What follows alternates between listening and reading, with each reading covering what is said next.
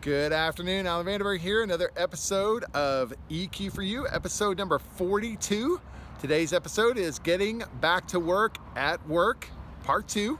Getting Back to Work at Work, Part 2. If you missed the first episode, Getting Back to Work at Work, Part 1, you can look that up on my YouTube channel.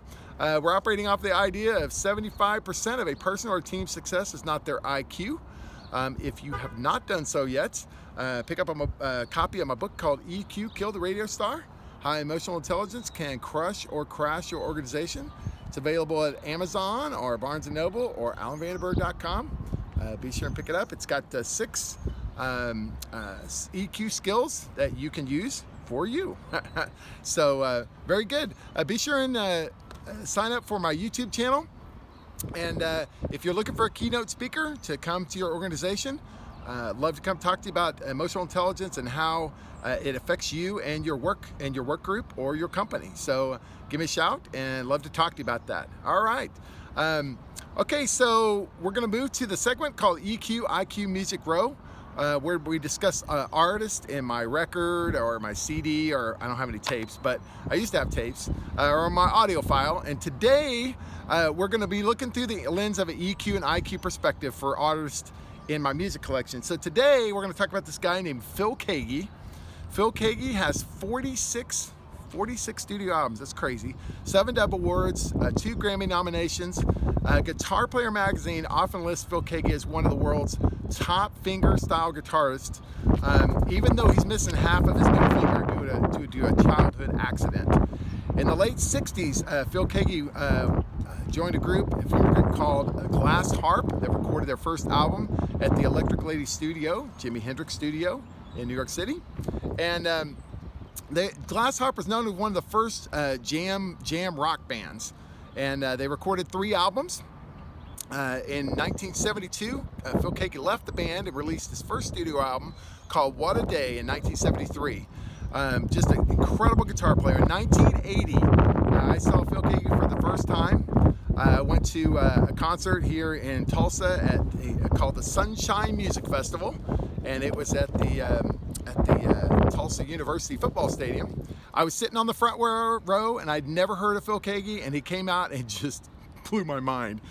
His guitar leads are some of the fastest and smoothest I have ever heard, and nobody really sounds like him. So I saw him in concert several other times. I actually got a chance to meet him. He's a very kind of a short guy, very humble gentleman. He is an incredible guitar player, rock, jazz, classical. He can do it all. A couple albums I would recommend: Wind in the Wheat, which is a new age kind of album, or an album called Sunday's Child. He kind of sounds like Paul McCartney a little bit from the Beatles, and Sunday's Child kind of sounds like that a little bit.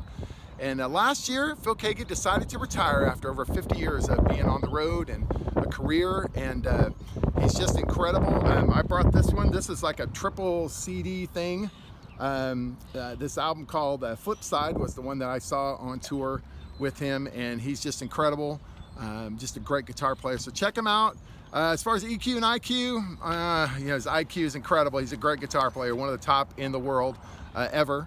But he still shows humility and ability to collaborate with a lot of different artists, which is one of the things I look for when we're looking for EQ and IQ. So just top 10 and 10s on both of those. So, all right, today's episode, Getting Back to Work at Work, Part 2.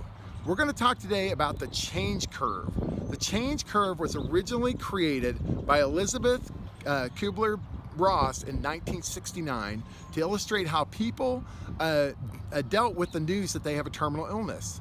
And so I've been using the change curve for several years to help leaders, individuals, and companies recognize and move through planned and unplanned change. Change management is not an IQ skill. Although you can read books about it, it's not an IQ skill. Change is about an emotional event.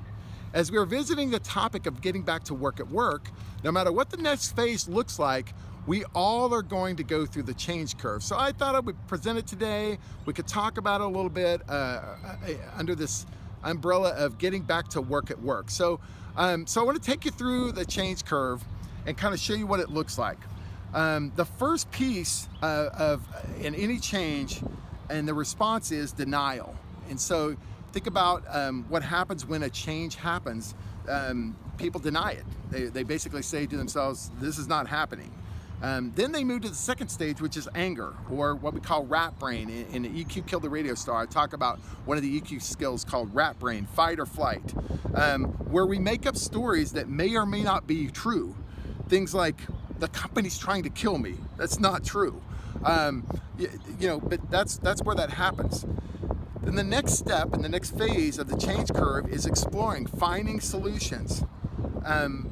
Self-talk looks like, well, maybe we can do a hybrid, or maybe we can do a check-in plan, or just finding solutions. And the last stage of the change curve is acceptance. Okay, I think I can do that.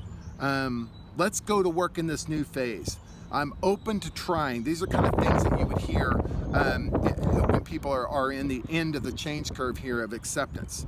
So if you are a leader, pay attention to what the change curve is recommending for you.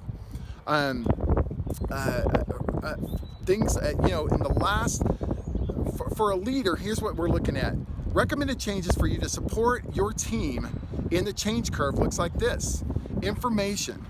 During the denial stage, the more information that you can give your employees, the better off it's going to be. During the anger stage, support, encouragement and support. During exploring, if you're a leader, giving them direction, helping them during that exploration process. And last, during acceptance, is encouragement. Hey, great job for figuring out how to do that differently. This is really how to use the change curve. It's how I use the change curve to help people, departments, organizations in what is happening. So if we look back 24 months ago, all of us went through the change curve in some way. Working from home was toyed around for many years with companies, but there was still a lot of questions about productivity and collaboration and corporate culture and all that kind of stuff. 24 months ago, work from home was catapulted into the norm of necessity. It was the norm out of necessity. Think about it. Denial, anger, explore, acceptance happened very quickly because we were working from home. We had to figure it out, right? It was an emotional event. People who get their energy from people were struggling 24 months ago with all-day team calls and Zoom calls, and they've been doing that the last 24 months. People who like to work alone have been so happy the last 24 months because all those people and those coworkers they didn't want to interact with, they didn't have to see them face to face. They could just look at them on a Zoom call and that would be it, if they even were on the call. So if you fast forward to now, companies are talking about the next phase. Work from home, full-time, part-time, or maybe not at all. Talk about emotional. If you're a leader, you need to understand that no matter what your decision that you make on this work from home, going back to work, not all employees will like it. Not all employees won't like it. Matter of fact, all employees are going to be going through some sort of change curve no matter what the decision is that you make. Some are going to go through the change curve faster than others, that is for sure. So how can you as a leader help employees get from denial to acceptance in the change curve so we can get back to productivity, which is why we all go to work, right? So I give you kind of 3 things to think about here. One is, if you're a leader, listen to your employees. This is an emotional event, getting back to work at work. I have friends of mine that get very emotional when they talk about what their company may or may not do in this next phase of working at work. And so first thing is listen to your employees. Second is over-communicate what you're thinking. What are the things that you're thinking about doing? And the more you can communicate, the better, because lack of communication is the #1 cause of of employees making up their own stories. So if you don't tell them and communicate to them, they will make up their own stories. Believe me, that will happen. And the third thing is to remember that not everyone is going to be happy with your decision. The most popular I've heard of in the last recent has been, 3 days at work, 2 at home, or 4 days at work, or 1 at home. There are some companies that are still saying, look, we'll all just keep working from home. And that is true. That will happen. But realize, even when that decision is made, the people that like interaction and face-to-face with their coworkers, they won't be happy about that. So no matter what you do as a company and organization, as a leader, there's going to be change that's going to be happening that people are going to be going through. So is there a win-win? Well, there might be. I mean, maybe 3 days in the office or 2 at home, maybe that's a win-win. I don't know. But those people who like noise or like quiet, you know, either one, they're gonna have some, you know, some piece of that, your decision, that they're not gonna like. So no matter what the next phase of work from home looks like, I would recommend using the change curve to help you and others get back to work at work.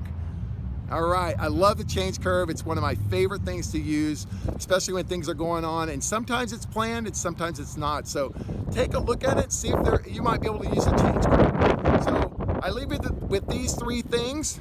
Find what you are made to do in life and do that to the best of your ability. 2, don't let anything or anyone steal your joy and your happiness. And 3, live life every day, because nothing's guaranteed. So hopefully this was helpful for you today. I love doing these videos. Hopefully they're helpful for you. Let's figure out how to get back to work at work, no matter what our companies decide. All right, have a great day. Thanks.